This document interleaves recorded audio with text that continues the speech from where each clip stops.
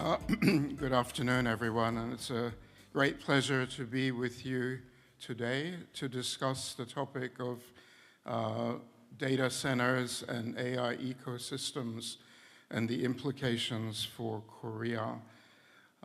Let me start by talking about the big picture facing Korea at the moment, which is that when we look globally, data centers are the AI factories for digital data, and the capacity of a nation's data centers are critical to its AI ecosystem and the global competitiveness of a nation in AI technology. AI and robotics will drive the next industrial revolution that is already underway. Leading economies worldwide are competing to build AI infrastructure and ensure that AI technology is integrated across many sectors of their economies, including in government, manufacturing, and services. For Korea, becoming a global AI leader is essential for maintaining global competitiveness in many manufacturing industries that are so important for Korea's manufacturing sector and also for Korea's export sector as well. And that includes automotive, electronics, robotics, and defense manufacturing. But beyond just the manufacturing applications of AI and the applications in the service sector industries, it's also very important for the overall economy of Korea, because Korea is facing demographic challenges of aging demographics and also slowing long-term potential GDP growth. If we look back over the last 30 years, as the population has been aging, it has had an impact on productivity, and long-term growth rates have started to moderate in Korea. So AI is also going to be very important to help to mitigate the impact of the aging population by boosting productivity growth and also helping to help to mitigate the moderation in GDP growth. By boosting productivity, it will help to strengthen long-term potential growth rates. So that's why it's very critical that Korea is at the forefront of the global AI revolution.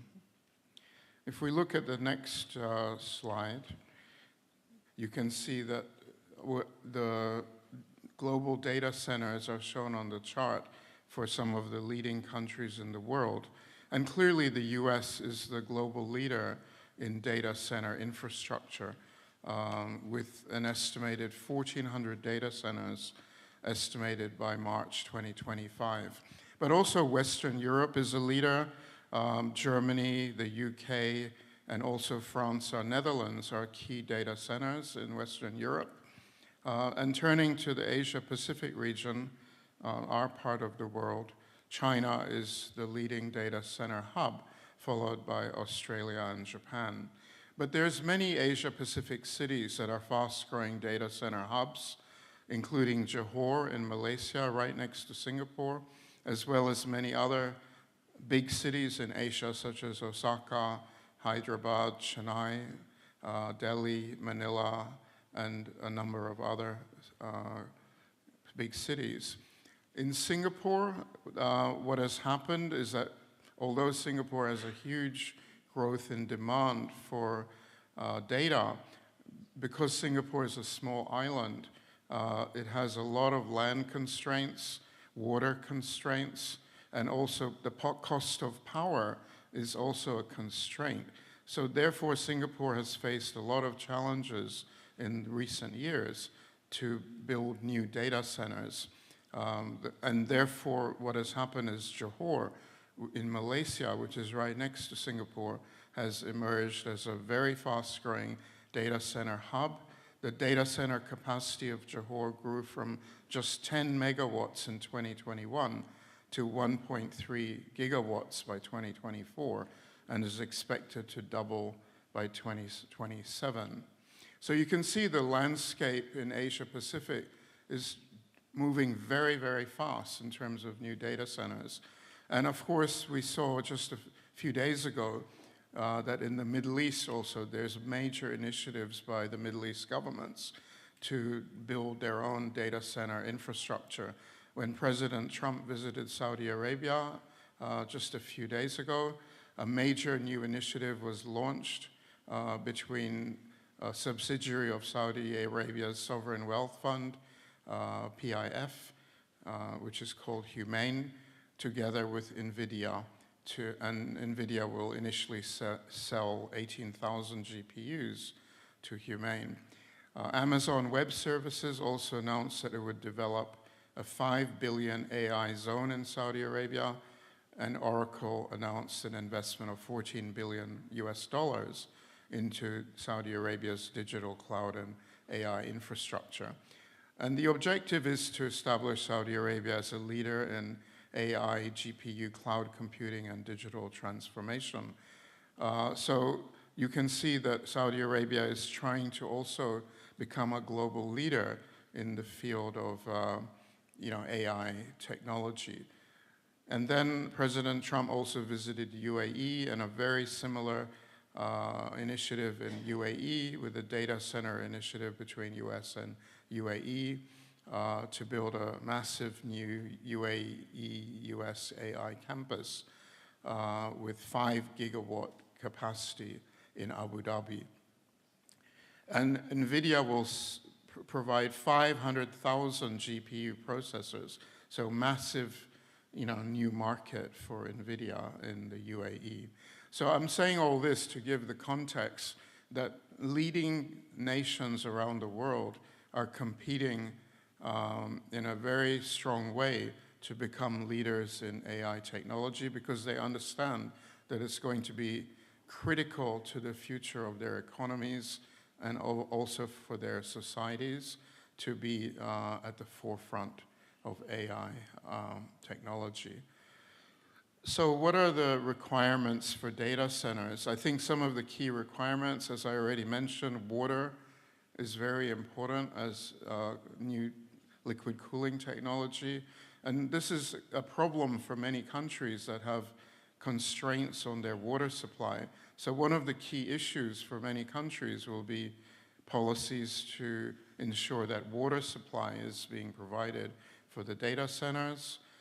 Energy, of course, is critical for the data centers due to high energy demand.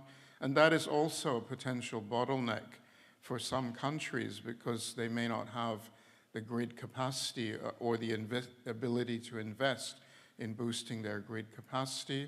Land constraints are challenges for cities like Singapore and Tokyo. And capital costs are also very high for data centers. So huge amounts of investment are needed either from government or from the private sector in order to provide sufficient capacity of data centers. Turning to the issue of electricity, clearly the demand for electricity is a very big challenge for data centers. Globally, data centers consume an estimated 415 terawatt hours in 2024, which is about 1.5% of world energy consumption. According to the International Energy Agency, by 2030, the demand or the consumption of energy by global data centers is going to double. So very dramatic increases in energy demand. So when we look at the outlook, how will this energy be provided for data centers around the world? And clearly it needs to be met by a mix of fuels depending on the country. According to the IEA projections, by 2030, half of energy demand by data centers will be met by renewable energy, particularly wind and solar. Of course, they will need battery storage as well. So renewable energy is going to play an increasingly important role in the supply of power for these data centers. And to get a sense of the scale of the electricity consumption by global data centers, by 2030, it's estimated that the global data center electricity consumption for all data centers around the world will be exceeding Japan's power consumption. So that gives you an idea of how big the demand growth is going to be. But it's also very important to focus on the issue of stability of power supply, because grid stability is going to be crucial. So it's not just about having the energy generating capacity, but also ensuring that the supply of electricity is stable, because data centers need very stable power supply. So do semiconductor fabs. So clearly, that's a very important aspect of government policy or energy policy, not only to ensure there's enough capacity, but to ensure that the supply is stable. And the recent example of what happened in Spain and Portugal just a few weeks ago, when the whole electricity grid collapsed for a whole day, it was out of action. There was nothing operating in those countries on electricity. No trains, no lights, obviously. ATM machines were not working. The whole country really, both Spain and Portugal, were badly hit by that. So that highlights the importance of having a very well-planned infrastructure for power generation and grid transmission in order to provide reliable electricity supply for these data centers and semiconductor fabs that are so important for the future of the technology sector. So let's now turn our attention to Korea and what are the challenges facing Korea's AI ecosystem. So of course, if Korea is to be a top AI ecosystem of the future, there's some very important challenges that need to be addressed. One of the issues is the AI talent pool. So if we look at the top talent pool for AI around the world, a leader is China. China has a very high share of the global top talent, and that's because of their huge university output of highly skilled experts in science and technology. The US is also a very important hub for AI talent. A lot of that's because, of course, they have many of the world's top scientific universities, and also they're able to attract international talent from around the world into their universities. So that provides a talent pool in the US, and also Western Europe has a large talent pool.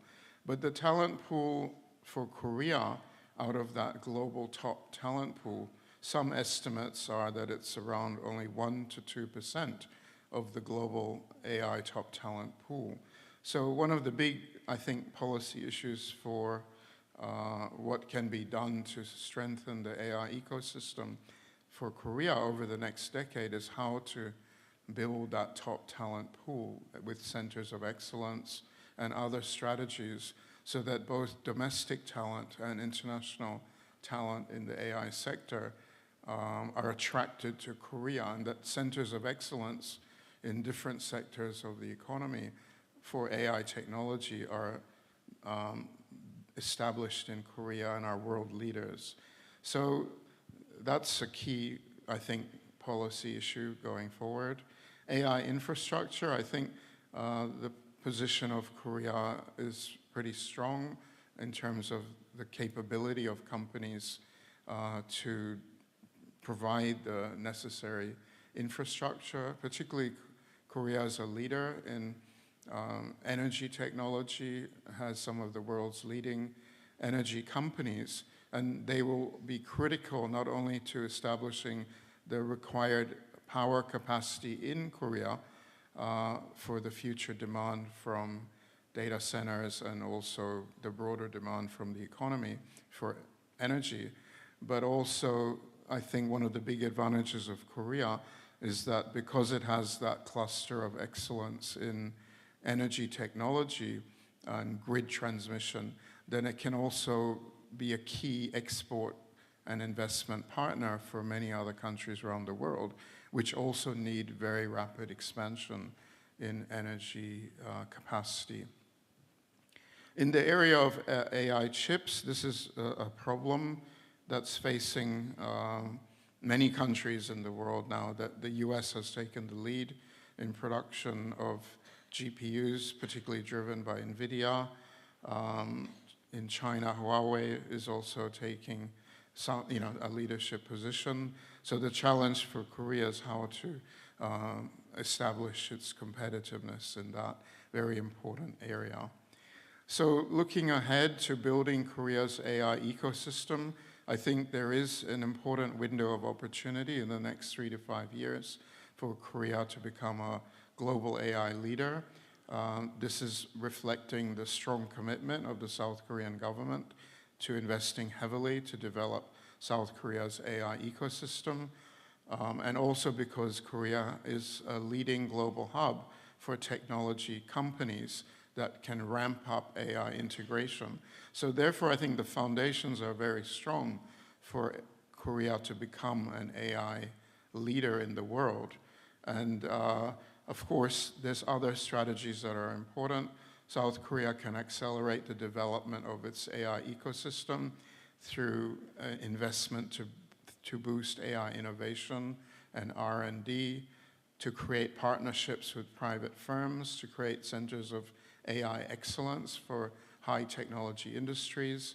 And the government, of course, has a very important role to play in that, to bring together universities, research institutes, and technology companies to drive the development of AI innovation and R&D.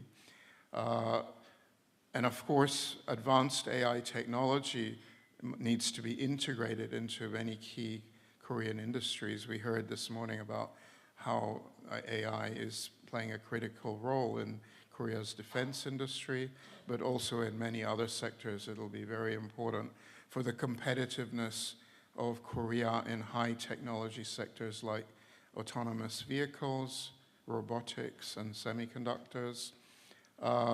And also, I think a key strategic priority is for South Korea to become a leading competitor in the global data center industry, not only building data centers in Korea, but also becoming a leader globally in providing data center technology to help many other countries around the world which are not yet able to do that. So I think Korea has the opportunity to become a key player in the data center industry worldwide.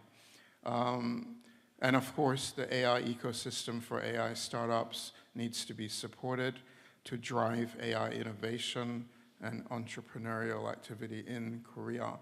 So I think the future is very positive for Korea to become a global leader in AI technology. But of course, there's a lot of hard work ahead in order to create the building blocks at a time when many other leading nations are competing very strongly to challenge for leadership in AI technology. Thank you so much